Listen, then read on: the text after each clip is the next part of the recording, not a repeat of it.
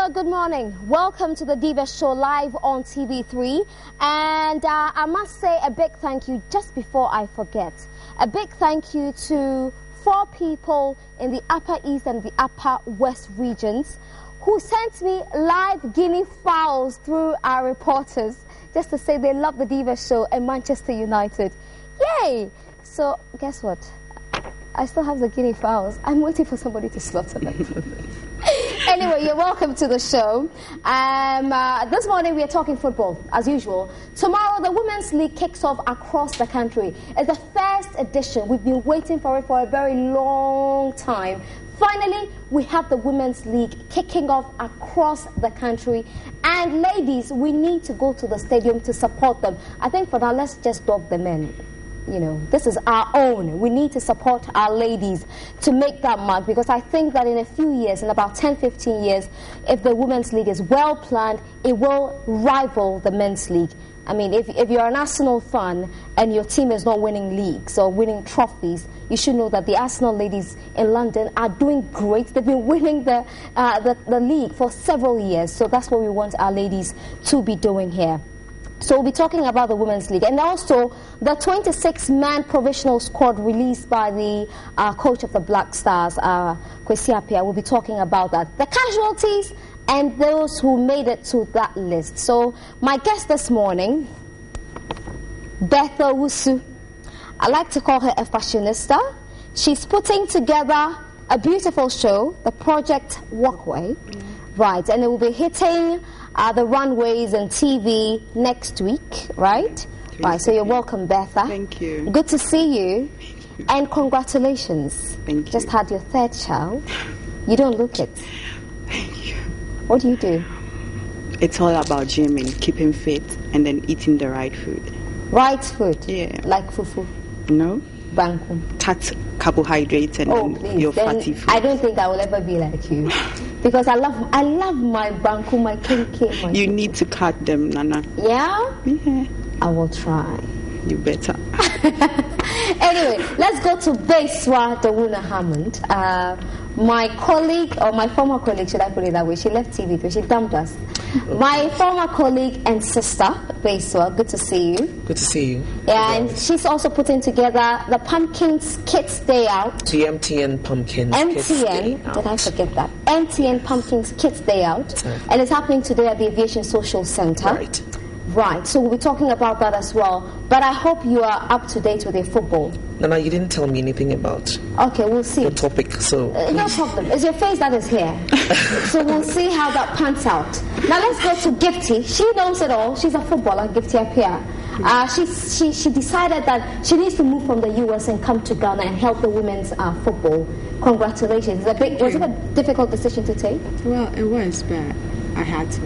I wanted to. Maybe. Yeah. Okay. So, okay, these are my guests for today, the 3 of them. And then later on, a lady called Immaculata. First time hearing that name. From the Immaculate Lady. Yeah. Anyway, so what do you think about women's football? Nana, the truth of the matter is that, and you know that I am not into football, so I don't even know why you're asking me this question. Don't worry, I'm sorry. And I haven't followed women's football, and so the truth is that I can't really say much about it. But what do you think about the whole concept of a women's league? Well, I think it's a brilliant idea. The men are doing it, and why can't we do it? It's been said several times that what men can do, perhaps women could do better. Isn't it a cliche? Well, I don't think so, because at least I think I've seen one tournament. They recently held one that, yeah, exactly. And I think our ladies kind of rose a bit up high, and I don't know exactly where they got to. They got to they were 3rd, actually. Okay, which I think it's a very good one. The first time in Africa. First time in Africa, okay. Yeah. All right. Yeah, so I think that, like I said earlier on, I believe that probably if we put, all the resources to it, I believe that what we're doing for the Ghana Black Stars, we could do same for the female team as well, and probably get them to even perform better than what the men are doing. Okay, Bertha. You did a lot of Googling last night. Please. What did you come up with? Well, I think it's a fantastic idea. Our ladies, playing football. I have been in Europe for some time, and I think, when you're a female and you see a female, fellow female playing, you are like, oh, that's a brilliant thing to do. So I think it's a good thing. I will surely support Ghanaian females playing football. Okay. Will you go to the stadium to watch them? Yeah, I will. I will find time, go there, support my females who play for my country. Yeah. Okay. And as you were going through the list, was there any particular team that you think would really get your support? Yeah, I think I will support the Northern team. Why? I don't know. So you give out a list? I didn't give out a list. I read about it. Okay, fine. That's good. Right. So you will support the ladies? Yes, yeah. I will 100% support the ladies. Okay, Gifty, this whole thing, tell us about it. 12 teams, right? Right. What's going to happen tomorrow? Well, it's just a great thing for the officials to come up with that, because all our lives we've been playing football in Ghana, and this is what we were waiting for, but it never happened. So we're just grateful to God that it's eventually happened. And tomorrow is the kickoff, and then all the venues are going to be playing, which is good. Though it's divided in two sessions, the northern and the southern zone, but at the same time, it's all going to be kicked off to tomorrow. So tomorrow is going to be great. It's going to be history, if I should put it that way, because tomorrow is going to be the first time the Women's League is ever going to kick off in Ghana. So tomorrow is going to be a great day. And of course, if you're a footballer, you would think that the Women's League would really inspire the women who play on the international level. For instance, if they go for international tournaments, they would know each other, they would play together for a long time. So when they go out for international tournaments, that unity is there, they know each other very well, and so it all translates into success. Exactly. Yeah, but we've seen our men do that, and it hasn't been very good.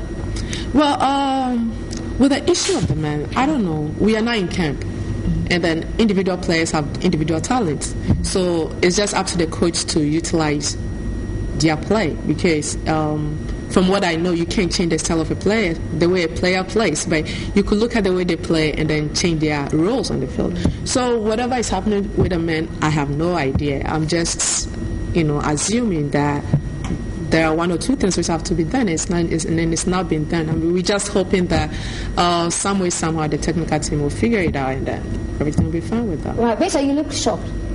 Yeah, because and I was just about saying that I share everything that Gifty is saying. Oh, what was that? Everything that she said. Reminds me of the morning you came to the issue. I agree with her. I do agree. But you, I know you're not really into football. You just want to do everything about kids. But of course, if you're a footballer like her, you feel that this is it for you. It's motivational enough. Yeah. And one of you raised the issue of we putting our resources into the Women's League and making sure that they get to the level of the men. Would we ever get there? I believe it's about commitment. Once we are committed to doing it, I believe we can do it. Because if other nations have done it, I don't know why we can't do it. So probably the FA should probably be thinking that direction. What is it that we are not doing right? I think we should probably take stock of what has gone, on in the past, and then see how best we could, move forward. Because I'm saying this again, that I think they've done well with the Black Stars. And whatever it is that they've done with the Black Stars, if they should do the same with the female team, I imagine that they probably would be doing wonders. Okay. Becca, before we go out for the talk, do you think the Women's League really has a future? Yeah, I do. I personally think it's all about motivation. If the GFA, spend time, motivate women a lot, tell them, what they should be done, give them much incentives, put things together, it's going to go a long way. If we motivate these ladies, they are going to go far. Yeah. All right. So earlier in the week, we head down to ask people what they make of the Women's League, which kicks off tomorrow across all centres in the country. And if you're close by any of the stadia, you need to go there, support these ladies. Of course, they've got some beautiful legs and some lovely faces. If you're not going to enjoy the game, just, go feast your eyes. We will be back after this.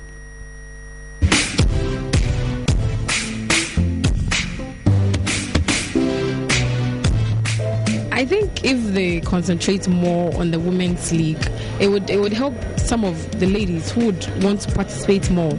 I'm expecting that at least I'll be happy to see a female friend actually playing, and then I've not been to the stadium.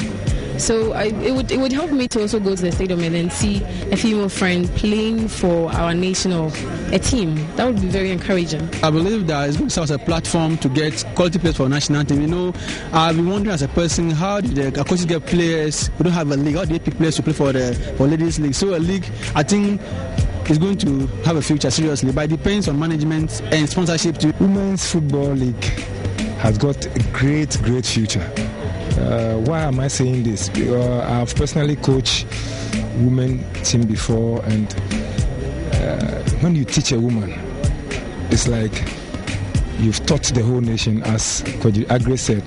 So as a coach, I think that we handling the women's football teams by virtue of bringing them up and then to the larger extent, I think that it has got a future. It will really be very impressive. It will be entertaining.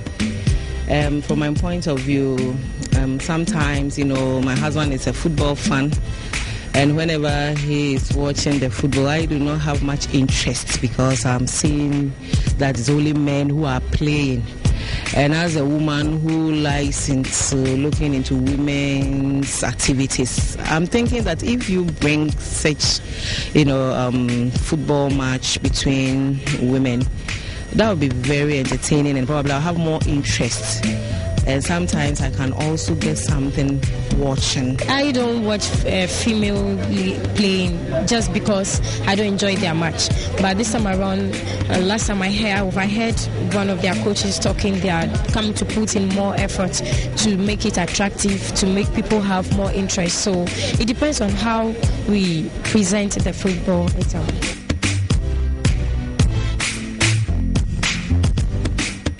Righto, so those are the... Oh, Bertha, your shoes are on TV.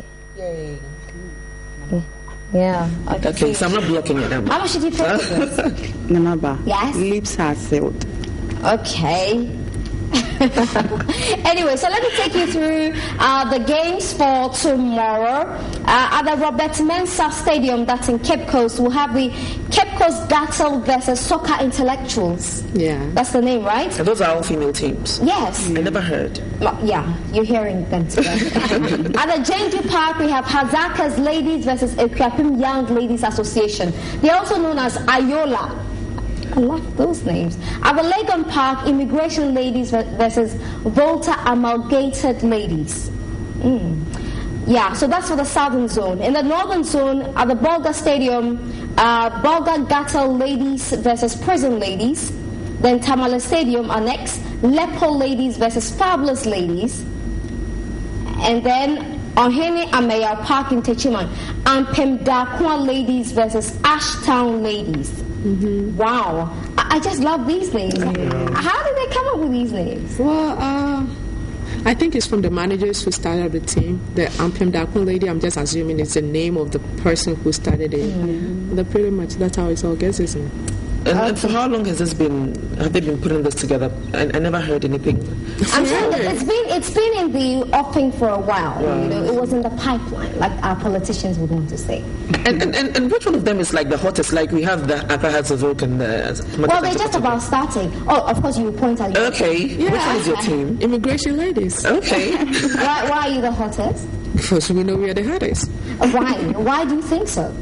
Because we know so. Because we've prepared enough. Like, we are psychologically and physically ready for it. Who goes into a game to lose? To lose. So... Yeah. Okay, so that's the immigration ladies, and you're playing Amal ladies tomorrow. Right. At the Legon Park. I'm going to be there. You should be. Yeah. What time does it kick off? It was supposed to be at 3, but for some reason with some other TV stations, we heard this morning that it's going to be kick off at 12. 12 p.m. Yeah. I will be there. You better score a goal. For you. For me? Yeah. What position are you playing? I strike. Hey, yeah. Please, you Van Persie. Both of them combined. Yes. Wowzers. Anyway, let's come to you, Babe. So tell us about today, because I don't see the football contribution yet. No.